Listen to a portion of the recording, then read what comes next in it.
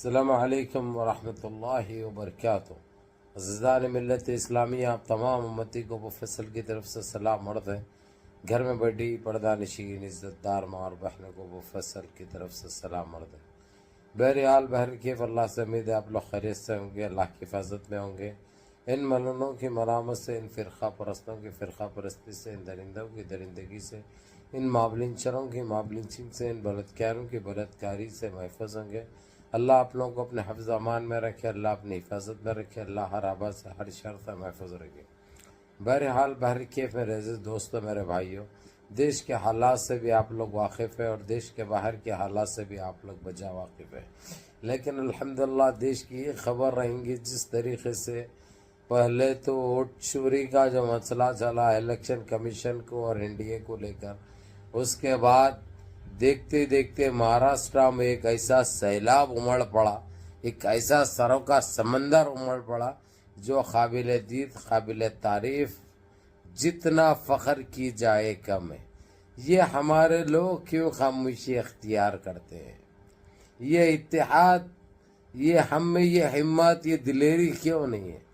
یہ ہمارا یہ بھائی پاٹل جس طریقے سے مراٹھا لیڈر بھی ہے، حالانکہ یہ پہلے کانگریس پارٹی میں تھے، لیکن وہاں پہ ان کو ان کا حق اور ان کی صحیح پہچان نہیں ہوئی، لیکن دیکھتے ہی دیکھتے یہ ایک 8 دن کے اندر ہندوستان کا سب سے مشہور لیڈر بن گیا بھائی۔ اور وہ صرف مراٹھا لیڈر نہیں ہے، ہر ایک کا جو سیکولر سوچ رکھتے ہیں، سیکولر ذہنیت رکھتے ہیں، ان سب کے دلوں کا ایک بادشاہ بن چکا ہے، راجہ بن چکا ہے۔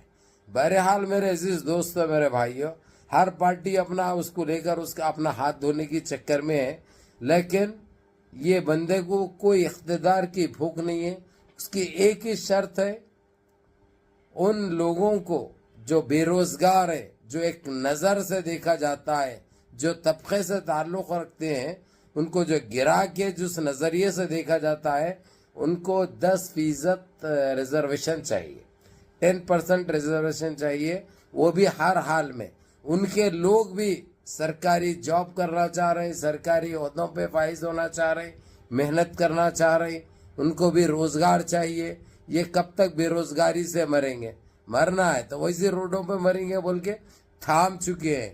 اب یہ ایسا ہو گیا، دیکھتے دیکھتے مہاراشٹر کو لے کر اب ہر کوئی جا کے ان سے مل رہے ہیں، وہ پاٹل صاحب سے، حالانکہ ان کی اتنی بڑی ایج بھی نہیں ہے، میں سمجھتا ہوں کچھ 42 ایئرس کے، 42 سال کے، لیکن سمجھ اور عقل کو میں سلام کرتا ہوں، ان کی بہادری کو، ان کے دلیری کو اور ان کی محبت کو، جو عوام کے لیے جو کر رہے ہیں، قابل تعریف ہے۔ اور ماشاءاللہ ایسے لوگ بہت آگے جاتے ہیں بھائی۔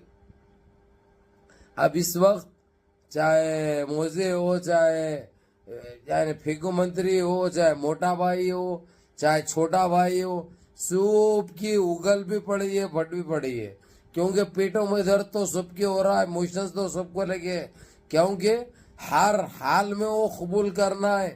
ان کے سارے جتنے شرائط ہیں بغیر کوئی اس کے ماننا، اور فوراً ماننا بہت ضروری ہے، نہیں تو جس طریقے سے ریلوے اسٹیشن ہوں یا کہیں پہ بھی کچھ بھی ہو، ریلوے بھی روک چکے ہیں، وہاں پہ لوگ ناچ رہے ہیں، لنگے کپڑے اتار کے، شرٹ پینٹ اتار کے ناچ رہے ہیں، جھانگیوں پر ناچ رہے ہیں۔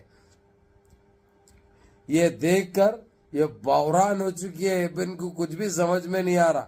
یہ اللہ کی مار ہے بھائی، ایسے ہی پڑتی ہے، جب وہ پڑتی ہے تو پتہ نہیں چلتا کب اللہ سبحانہ تعالیٰ کس سے کیا کام لے لے۔ ابھی آپ لوگ دیکھیں جس طریقے سے موڑ بھی رہے ہیں، توڑ بھی رہے ہیں، اوقات بھی دکھا رہے ہیں، وہ قابل دید ہے، قابل فخر ہے اور واقعی قابل کارنامہ ہے۔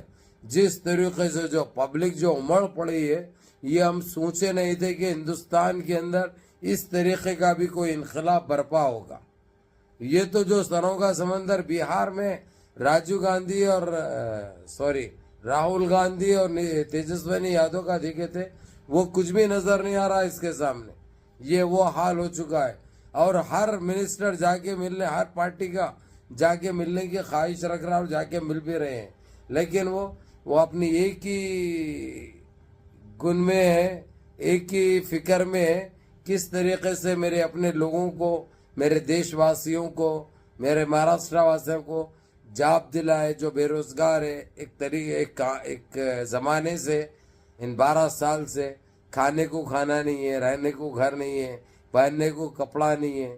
تو وہ لوگوں کا ریزرویشن بہت ضروری ہے، اور بالکل یہ ہو کے بھی رہے گا اور ان کو ماننا بھی پڑے گا. بہرحال منظم رہیے، متحد رہیے، اپنی صفوں میں اتحاد برقرار رکھیے، نمازوں کی پابندی کریے، ماں باپ کی خدمت کے، بڑوں کے کام پہ عمل کریے، اپنے اس بھائی کو بھی دعا میں یاد رکھیں. السلام علیکم ورحمۃ اللہ وبرکاتہ.